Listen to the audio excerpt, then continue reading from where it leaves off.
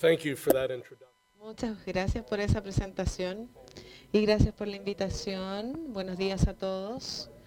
Esta es mi primera vez en Santiago y me doy cuenta que ustedes, que la verdad es que la ciudad que tienen ustedes es sorprendente, rodeada de montañas. Muchas gracias por la invitación. Lo que quiero hacer es darle un mayor contexto esta mañana, porque nosotros estamos viviendo esencialmente en un siglo orientado, impulsado por las ciudades. Las ciudades se han convertido en el motor de las economías nacionales, se han convertido en el centro del comercio mundial y de las inversiones, y cada vez se van convirtiendo en áreas de resolución de los conflictos más grandes que hemos experimentado. Cambio climático, movilidad social, la democracia en sí misma. Y las ciudades enfrentan esta problemática para definir las líneas y el despliegue de tecnologías disruptivas que tienen que ver con mejorar la innovación. La estadística nos sorprende. Estamos viendo a 3 millones de personas en el mundo que se mueven a las ciudades todas las semanas. La mayor parte del crecimiento, como ustedes saben, está en el mundo en vías de desarrollo, no en el mundo desarrollado como Estados Unidos. El 90% del crecimiento esencialmente está en las ciudades en vías de desarrollo. Ed Glaeser estuvo aquí hace unos años y creo que él entrega la mejor definición de una ciudad. En el centro es la ausencia de espacio físico entre las personas. Esencialmente lo que pasa en el mundo hoy es que el mercado está revalorizando la proximidad, la densidad, la vitalidad, la vibración, la autenticidad, la conectividad en un mundo que está revalorizando las ciudades, porque el mercado está exigiendo más conexiones entre la gente, entre los sectores y las redes de líderes. Hay una premisa que tenemos que reconocer. En su esencia son innovación y productividad. Estas ciudades en escala macro tienen la convergencia y concentración de distintos sectores de la economía, principalmente de los sectores líderes orientados al comercio. Y las instituciones como las universidades van a apoyar este crecimiento inclusivo. Esto sucede a escala de grandes ciudades, pero estamos viendo con mayor frecuencia que está sucediendo también en microescala en Estados Unidos. Si pensamos en los últimos 50 años y pensamos en la economía innovadora, uno podía conducir 30 millas hasta llegar a un parque de investigación aislado. Pero hoy en Estados Unidos, estos núcleos de innovación están en el centro de nuestras ciudades, al lado de las universidades como el MIT. Entonces las ciudades tienen la premisa del crecimiento innovador a gran escala, pero también está pasando en términos de densidad y proximidad con los centros de investigación. Esta es una enorme oportunidad económica. Cuando tenemos una economía que se basa en la innovación, hay una fuerza laboral en términos de arte, ingeniería, habilidades. Lo que se hace es crear trabajos con salarios dignos. ¿Para qué? Por la dignidad. Hay una tremenda oportunidad económica en las ciudades. Es ahí donde se construye la clase media. Son ciudades en democracia. Porque en la teoría, lo que ofrecen las ciudades es el potencial no solo de tener una democracia representativa, quienes van a votar por presidente o alcalde, sino que tienen una democracia participativa, donde la gente puede participar en las decisiones más importantes. Y la última parte es una cuestión de presión. Las ciudades ofrecen la oportunidad de crecimiento sustentable, desarrollo sustentable, porque con la densidad tenemos eficacia en el uso de la energía, con transporte inteligente, viviendas inteligentes, innovaciones tecnológicas, podemos abordar, podemos enfrentar el desafío climático. El mundo es un lugar enorme que está potenciado con un número pequeño de grandes ciudades. En las áreas metropolitanas del mundo solo tenemos un 20% de la población, que es una porción pequeña de la masa mundial, pero sí representa el 47% del PIB. Esta concentración se está intensificando y lo que es crítico para cualquier ciudad en América Latina, en África, en Asia o en Norteamérica o en Europa es ser parte de este club. Tomar los activos distintivos, las ventajas especiales y potenciarlas. No todo es de color rosa, como ustedes saben. Con las ciudades vienen oportunidades, pero también desafíos. Por ejemplo, el crecimiento informal, el crecimiento de las zonas marginales.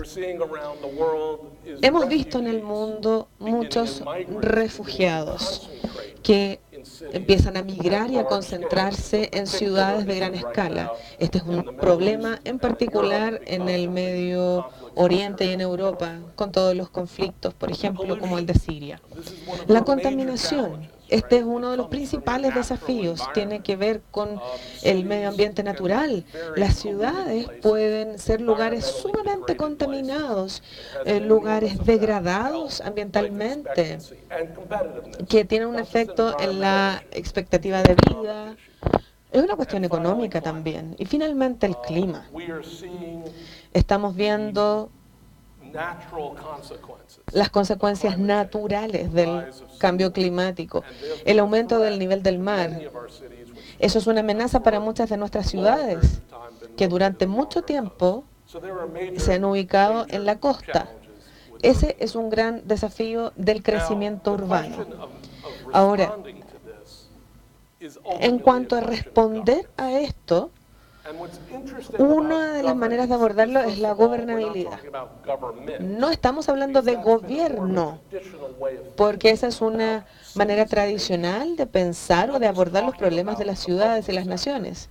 Acá estamos hablando de un sector público que trabaja en colaboración con lo privado, lo cívico, lo académico. Es un enfoque multidisciplinario que es lo que finalmente va a resolver los problemas complicados que enfrentan las ciudades. Cuando Estados Unidos se dio cuenta de esto, el gobierno nacional, como Elvis, dejó el edificio. La verdad es que hubo mucha paralización partidista.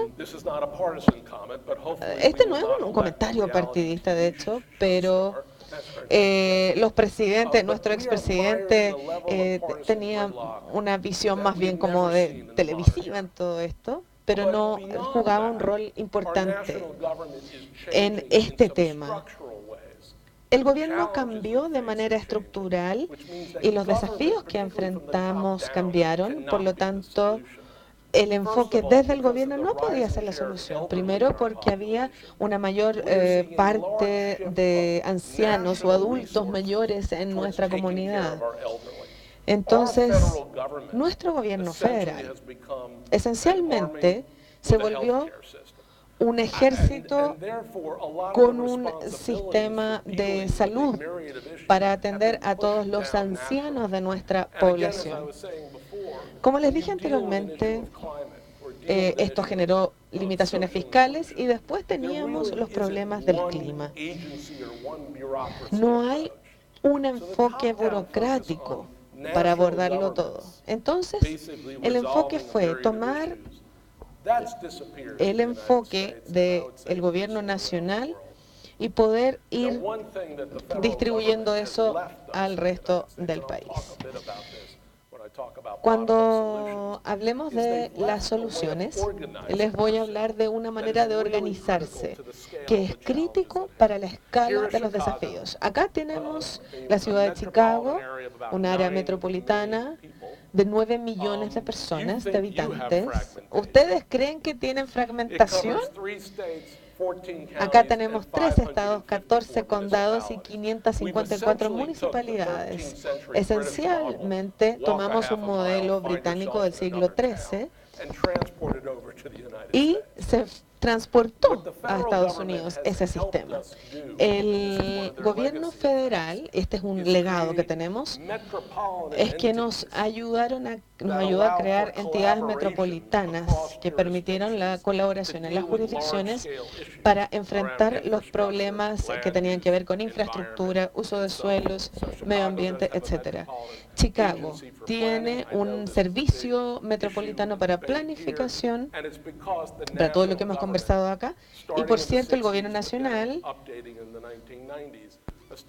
estableció desde entre los 60 y los 90 una organización de planificación metropolitana. El gobierno nacional sí sentó las bases para este efecto delegado de los Estados Unidos. Después se pensó en la resolución de los distintos desafíos. Tenemos que pensar en la revolución metropolitana. Esencialmente, nuestras redes de instituciones y líderes, lo privado, lo público, lo cívico, tuvieron que dar un paso adelante para colaborar en la solución de los problemas más difíciles que enfrentamos. Vayamos a Denver para contarles una historia. Esta es Denver, no es tan fragmentada como Chicago. Son 7 condados, tenemos municipalidades individuales. Ellos volvieron, si pensamos en lo que pasó en la década del 80, cuando hubo un colapso del mercado del petróleo, esencialmente las ciudades y los condados empezaron a pelearse por razas, por escalas, etc. Empezaron a hacer una colaboración de baja escala, a pequeña escala, en términos de artes, para empezar a regenerar y recuperar espacios como museos, jardines botánicos, todas cosas blandas. A la gente le empezó a gustar la colaboración. Por lo tanto, la comunidad empezó a reunirse y la comunidad de desarrollo económico también se reunió y empezaron a trabajar en conjunto como región, no como municipalidades individuales. Luego los alcaldes se reunieron y formaron esta asociación. Se reunieron 4 veces al año, sin prensa, sin televisión, sin radio, y empezaron a conversar entre ellos sobre temas como la vivienda, el transporte, que naturalmente cruzaban todas estos estados, todas estas zonas.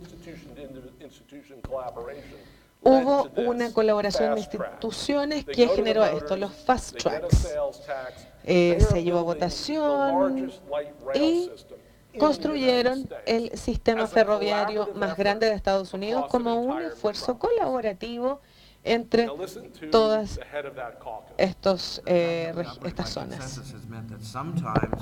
A veces ha habido problemas complicados que hemos tenido que dejar de lado. Para los alcaldes es más importante estar trabajando unos con otros en colaboración para poder enfrentar los problemas que pueden resolver más inmediatamente. Cuando sentimos cierta decepción, cuando no entendemos por qué se presentan desafíos, empezamos a concentrarnos aún más y darnos cuenta que sí vale la pena trabajar en ellos para estar preparados. Hay muchas ciudades en el mundo que piensan en cómo pueden batir el récord de Los Ángeles o de otra ciudad, pero la verdad es que no estamos compitiendo entre nosotros, no estamos compitiendo entre distintas ciudades, sino que con nosotros mismos. no hay ningún motivo por el cual Denver deba ser una de las principales ciudades del mundo cuando pensamos en el hecho de que mucha de la innovación proviene del tener las universidades más avanzadas en investigación del mundo. Eso no sucede en Denver. Lo que hay es una cultura colaborativa, más allá de lo político, lo privado, lo cívico. Son estas áreas las que se juntan para hacer grandes cosas. En eso compite Denver y tienen acceso al mar, que ustedes también lo tienen. Eso es importante. En Portland, ellos, cuando se encontraron en la gran recesión, se vieron obligados a pensar en qué hacer. Tenían una tasa de cesantía de 2 dígitos, entonces necesitaban avanzar de alguna manera. Se concentró en sus activos. No sé cuántos de ustedes habrán estado en Portland, pero en Estados Unidos Portland es visto como un lugar muy raro. Allá se fueron a vivir los hippies después de los 60. Hay mucha cosa ambiental. También exportan soluciones energéticas. Ellos normalmente fabrican cosas y después prestan el servicio. Entonces Portland hizo toda una discusión respecto de la estrategia del comercio. Uno siempre piensa en el comercio como algo que hacen los países, pero ellos pensaron en esta solución de comercio como ciudad, que tuviera que ver con la sustentabilidad del medio ambiente. Entonces, el mundo se estaba urbanizando y muchas de las ciudades estaban creciendo y tenían grandes problemas medioambientales como la congestión. Entonces, Portland dijo, tenemos la competencia, tenemos el expertise para atender esos mercados que nos necesitan. Básicamente, construyeron una estrategia de exportaciones. Escuchen esto.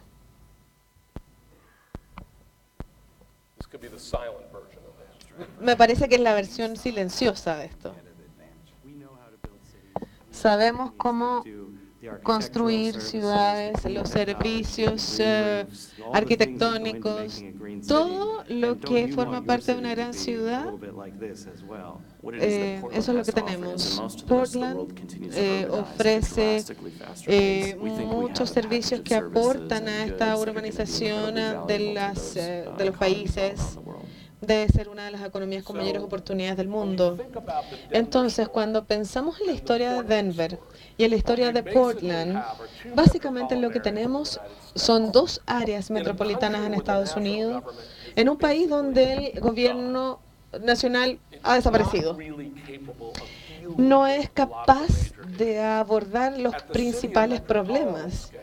Entonces, en una ciudad a nivel metropolitano, por ejemplo en Denver, ha habido una colaboración para construir y financiar la infraestructura más sólida de Estados Unidos. Y en Portland hay empresas del sector público, tenemos filántropos que dicen, nosotros vamos a posicionarnos como el lugar que invente los productos y entregue los servicios que ayuden al resto del mundo a crecer de manera sustentable. Esa es la revolución metropolitana.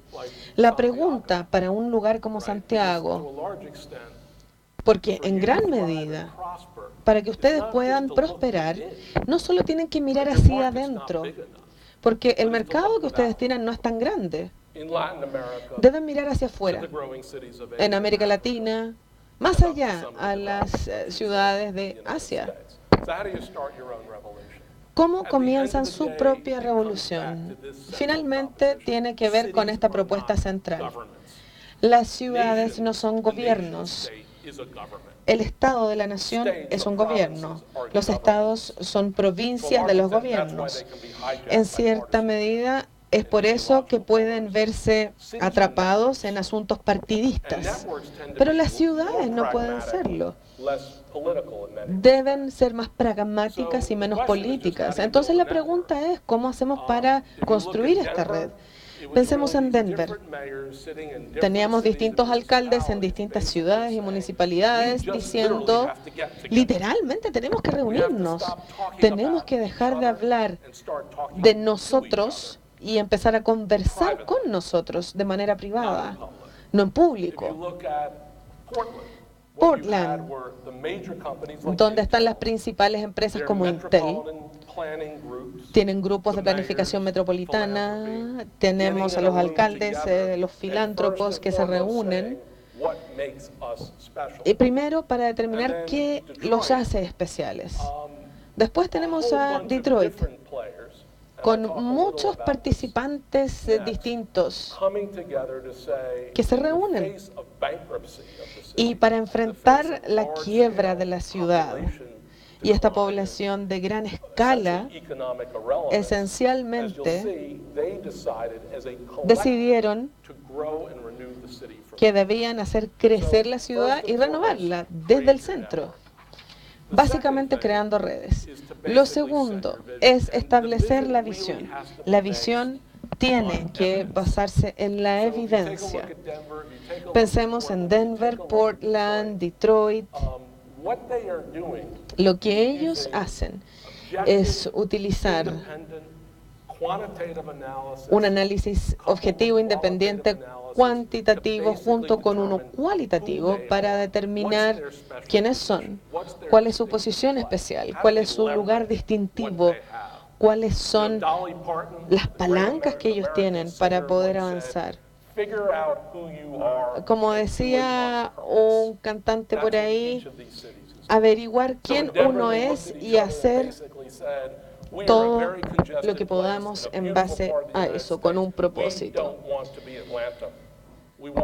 Nosotros no queremos ser como Atlanta, vamos a crecer de manera sustentable para poder tener mayor desarrollo. Eso es lo que se hizo en Denver. En Portland dijeron, queremos ser el centro de innovación para entregar productos y servicios sustentables. Detroit quedó en bancarrota en Estados Unidos. Al lado del río de Detroit, había mucha gente que había perdido su trabajo y dijeron, vamos a luchar y vamos a reconstruir esta ciudad. Hemos visto Santiago, la hemos comparado con ciudades comparables en América Latina, en el resto del mundo.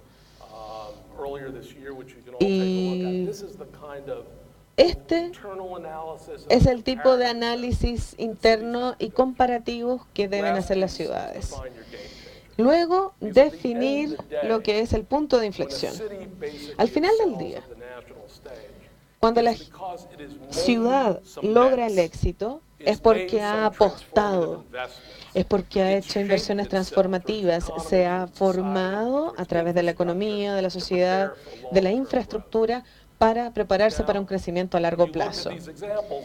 Al ver estos ejemplos en Denver,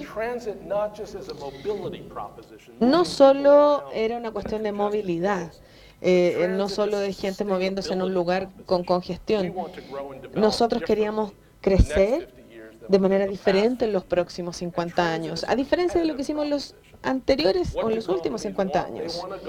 Las compañías quieren ir a las ciudades que son agradables como para vivir, para caminar, etc. En Portland, pueden ir a Google hoy y busquen We Build Green Cities y lo que va a aparecer no es Copenhagen. Esta es una propuesta de mercado y un imperativo ambiental. Las ciudades tienen que pensar en sus propios límites y también en cómo posicionarse dentro del comercio mundial. Finalmente, Detroit pensó en sí misma y dijo, no podemos renovar todos los metros cuadrados de la ciudad. 183 millas cuadradas. No podemos renovarlas todas.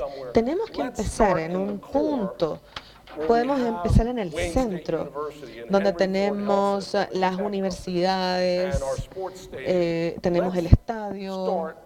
Empecemos de donde tenemos una colocación y concentración y convergencia de activos de innovación. Eso nos va a permitir hacer crecer la innovación, y ese será el nuevo modelo. Y como nuevo modelo, insisto, esta es la perspectiva de Estados Unidos. Esto ha sucedido sin un gobierno nacional. Sería fantástico tener uno, tal vez.